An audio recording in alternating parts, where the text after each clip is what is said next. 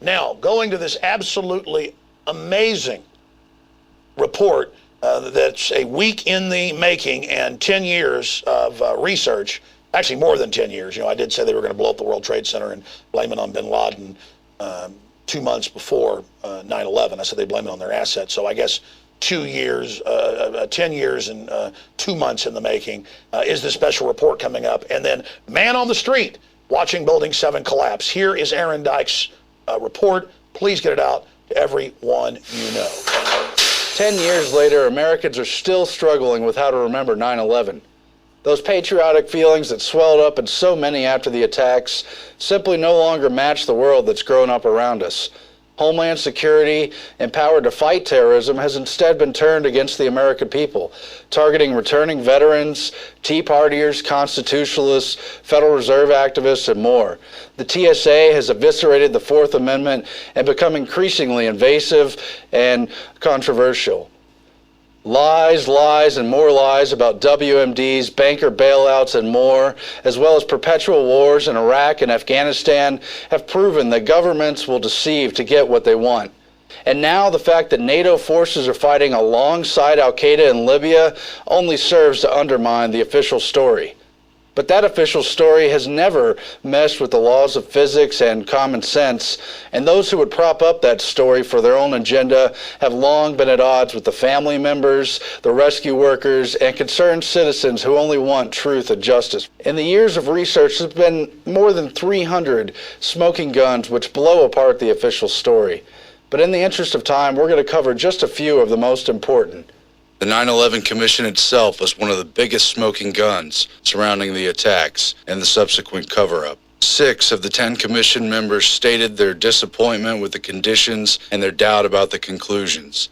Co-chair Lee Hamilton, who admitted they were set up to fail. Bob Kerrey, who said there was ample reason to suspect there was an alternative to what was outlined in the version. Timothy Romer said, "We were extremely frustrated with the false statements we were getting." John Lehman said, "We purposefully put together a staff that had, in a way, conflicts of interest." And 9/11 Commissioner Max Cleland resigned after concluding that it was, quote, "a national scandal," and that the investigation was compromised. It's a scam. It's absolutely disgusting. And senior counsel to the 9/11 Commission, John Farmer, wrote an entire book saying how he was shocked at how different the truth was from the way it was described, and that the tapes told a radically different story from what had been told to the public. The 9/11 Commission was nothing more than a whitewash used for political ends. The investigation was heavily compromised and steered through Philip Zelikow, who had close White House ties and limited access to witness and other documents. And the implications of what was omitted from the official story are as damning as they are compelling. Building 7 was the most blatant omission from the 9/11 Commission report of all. It wasn't hit by a plane, yet it had a symmetrical collapse and fell at nearly the speed of gravity. Statements made about Building 7's collapse on television that day and shortly after made clear what had happened. Building 7 ablaze at the moment and apparently getting ready to collapse. The excitement and the fun that people get watching an old building being demolished. It's reminiscent of those pictures we've all seen too much on television before, when a building was deliberately destroyed. We don't even know whether this was something that was engineered for safety reasons, or it just happened. I said, you know, we've had such terrible loss of life. Maybe the smartest thing to do is pull it. And they made that decision to pull, and then we watched the building collapse.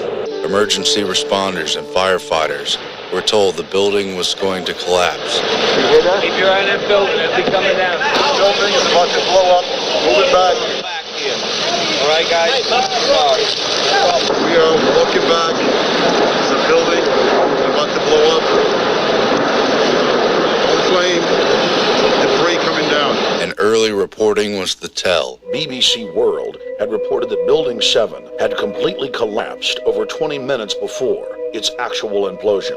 Now, more on the latest building collapse in New York. You might have heard a few moments ago I was talking about the Salomon Brothers building collapsing, and indeed it has. As you can see behind me, the Trade Center appears to be still burning. It then emerged that Aaron Brown of CNN reported from a rooftop overlooking Ground Zero that Building 7 had collapsed over an hour before it actually fell. We are getting information now that one of the other buildings, Building 7, in the World Trade Center complex is on fire and has either collapsed or is collapsing. And you, to be honest, can see these pictures a little bit more clearly than I. But the clincher is that NIST was unconfident in its own conclusion after years of delay in its report, finding only a, quote, low probability that the building fell due to fires. NIST refused to test for the theory of controlled demolition.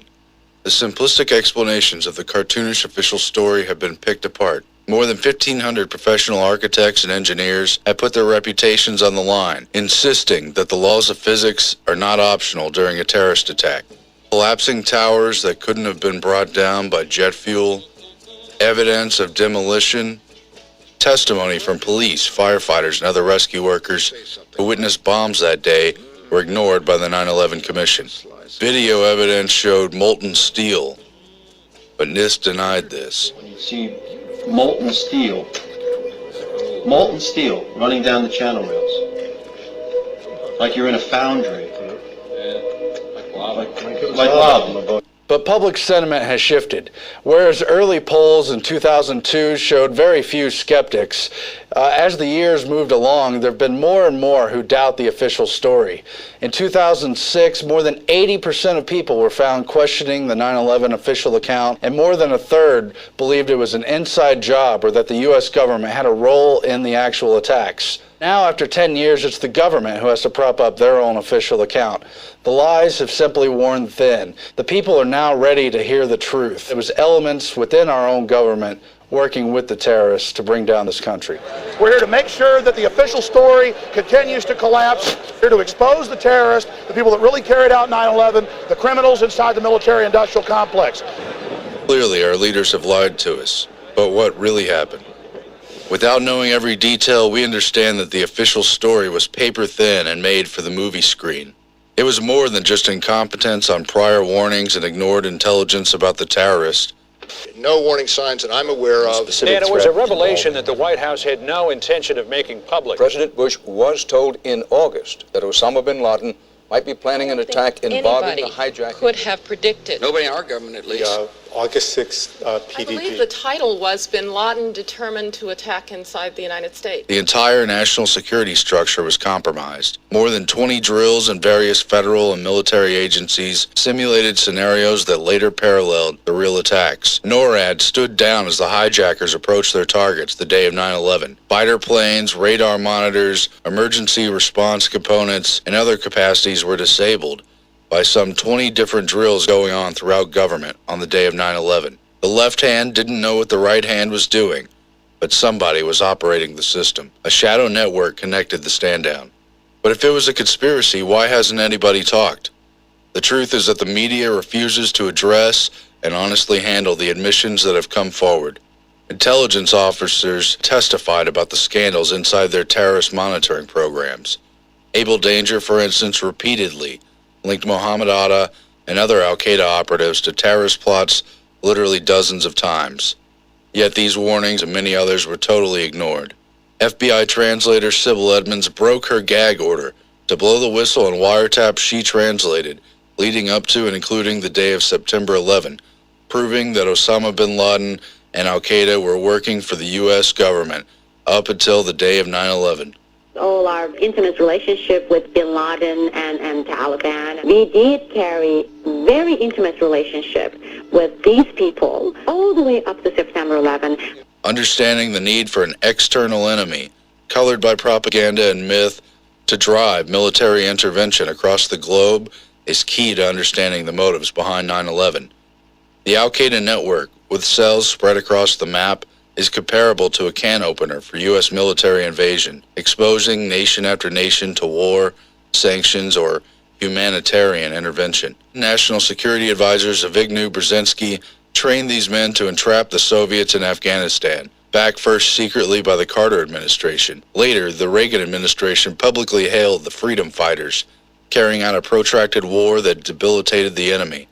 Later, these men were reformed into the Pentagon client al-Qaeda, to back NATO interest in the Balkan Wars.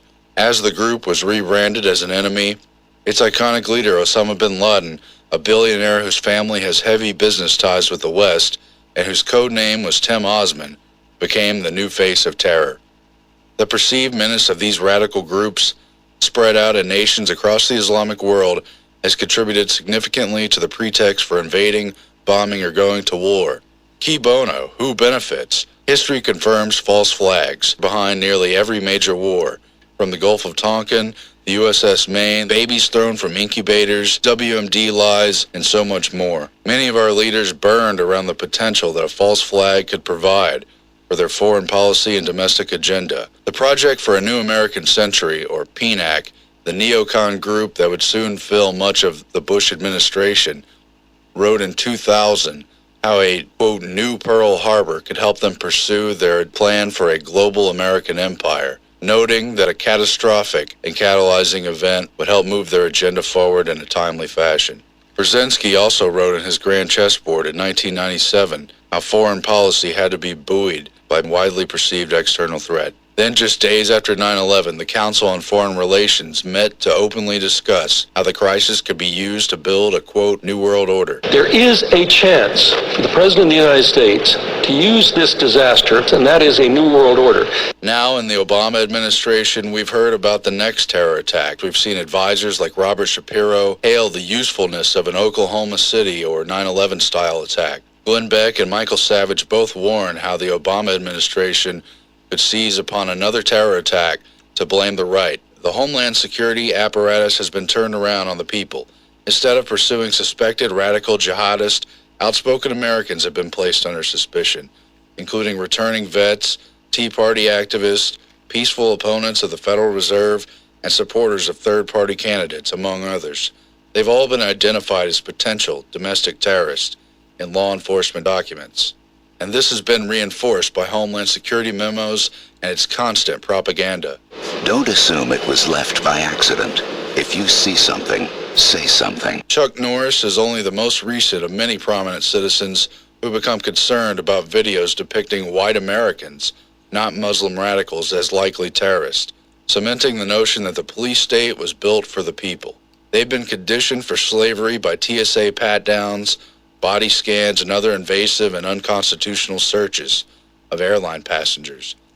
But now that's expanded into bus passengers and highway checkpoints. The system will never admit the truth that's plainly in front of us. It's simply too invested in the lie. But the truth will come out through tireless research and persistent efforts. It already has in so many thousands of documents filed through Freedom of Information requests, and in the hundreds of professionals in media, government, military, and other areas who've blown the whistle on their part of the schemes. The truth about 9/11 has a dangerous parallel to the JFK assassination. Even as more and more of the truth came out and new investigations were done, including several within Congress itself, the government still stuck by the official lie established by the Warren Commission. And if we don't stand up now, the same thing's going to happen with this terrible and tragic event. Meanwhile, we must never stop seeking the truth and demanding answers. Eventually, we will win.